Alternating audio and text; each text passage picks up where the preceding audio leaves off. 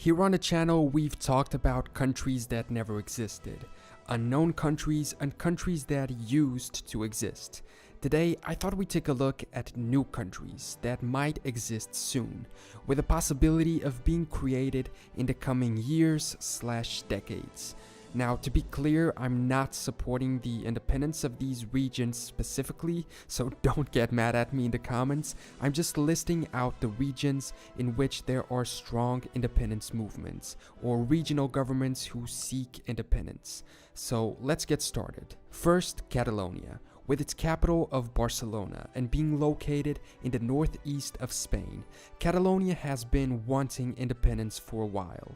It's one of the country's richest provinces, so they probably think they can do very well without Spain, and have been seeking independence, both through popular movements and even through the regional government itself.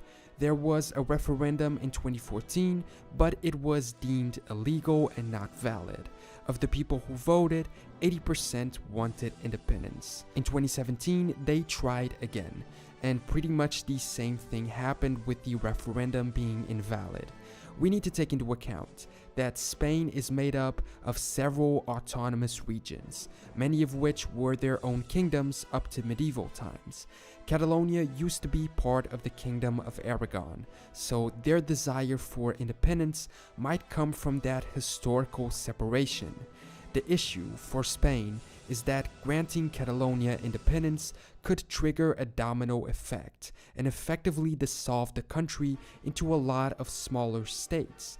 There are independence movements in other communities, like Galicia, the Basque Country, or Andalusia, although in smaller dimensions than Catalonia's. Next, Kurdistan. This one has the bad luck of being located in one of the world's most unstable regions of our time, the Middle East. They have fought and argued for a separate state for the people of Kurdish ethnicity for a while, but until now they haven't been able to get it. The maximum claim of their territory spreads from part of Turkey to Syria, Iraq, and Iran. Those who want the formation of a sovereign state claim that these regions are of Kurdish majority and therefore should be able to rule themselves. Others are a bit more moderate and simply want more autonomy within the current national limits of states in the regions, and some progress has been made in this aspect. In Iraq, the Iraqi Kurdistan has been granted the status of autonomous region. They held a referendum in September of 2017 and 92% of the voters wanted independence, but Iraq rejected the vote. There was also a small kingdom of Kurdistan inside Iraq on the border with Persia at the time, but it only lasted from 1922 to 1924 and was always unrecognized, so their fight for independence continues. Now we travel to Africa for East and West Libya. After the revolution in Libya a few years back, the country has dived into a lot of instability.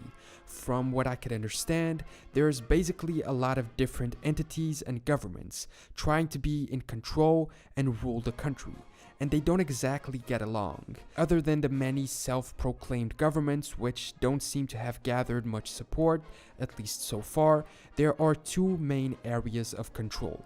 One is the internationally recognized and UN-backed government in Tripoli, which is the West, and then some regions which favor General Haftar's government in the East, based on the city of Tobruk. The conflict between these two main factions could result in an actual split of the country, creating two new sovereign states. Now we go to everyone's favorite place, the Balkans. When Yugoslavia split, we got Slovenia, Croatia, Serbia, Bosnia, Macedonia, and Montenegro. There's also Kosovo, which, as we know, causes a lot of discussion regarding its independence or autonomy. But guess what? There's another separation issue that everyone can argue over.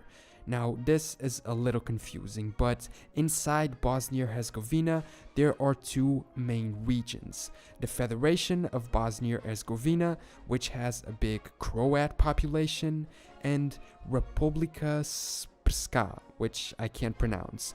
It's called the Serb Republic, or RS for short, not to be confused with the actual nation of Serbia, which is right next door. The RS has a big Serb majority, and so for a while they've been wanting independence from Bosnia. Local authorities have tried to hold a referendum, but the Bosnian central government refuses it, because obviously they don't want to lose a big chunk of their country. Moving to one of my favorite places, Scotland. The Scottish people had their say in 2014, and by a somewhat narrow margin, they preferred remaining in the UK instead of being independent. But since 2014 until now, a lot has happened, especially all the issues with Brexit. A lot of people argue that one of the main reasons that led Scottish people to want to remain in the UK was that they wanted to remain in the EU.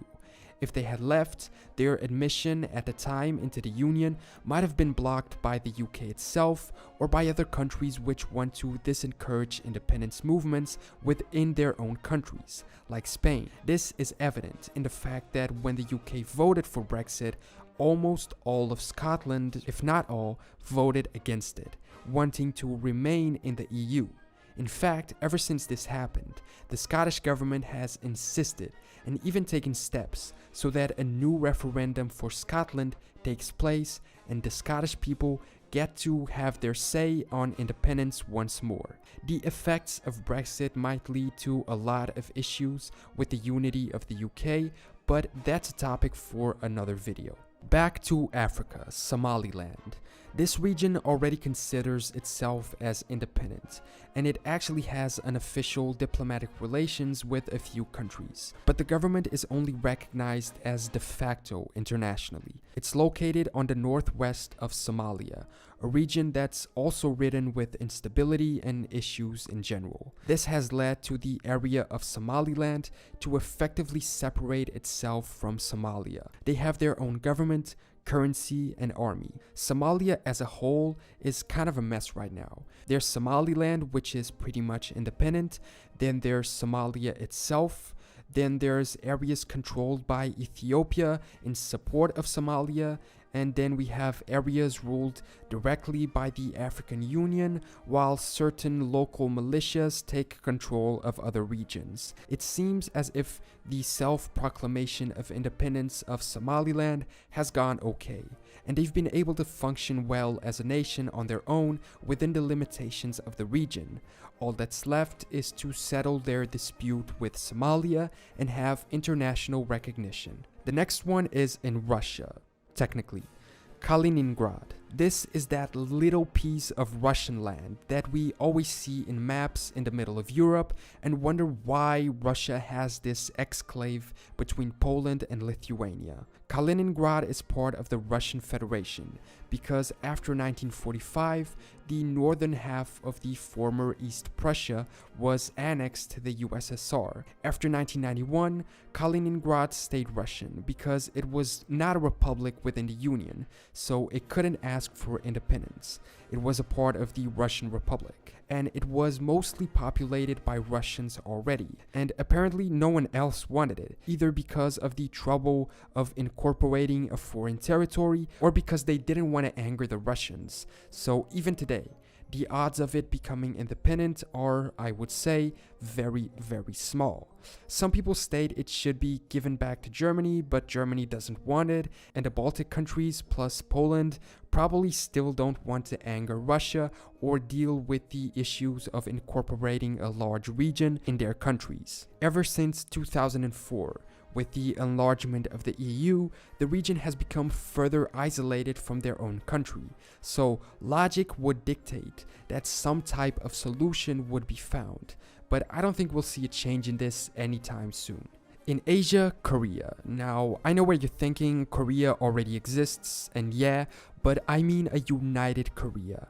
We've been hearing about North and South Korea a lot lately, and not for the best reasons. For a big part of its history, Korea was a single kingdom. Only after World War II and during the Cold War did its division take place. between the north, influenced by the USSR, and the south, influenced by the US. However, even though the Korean War was never officially ended, and only an armistice was signed, not a peace treaty, there is somewhat of a process of reunification going on. On the 15th of June of 2000, there took place the North-South Joint Declaration. The first point of the declaration is the South and the North have agreed to resolve the question of reunification independently and through the joint efforts of the Korean people, who are the masters of the country, singular. This was reinforced in 2018 with the Panmunjom Declaration for Peace,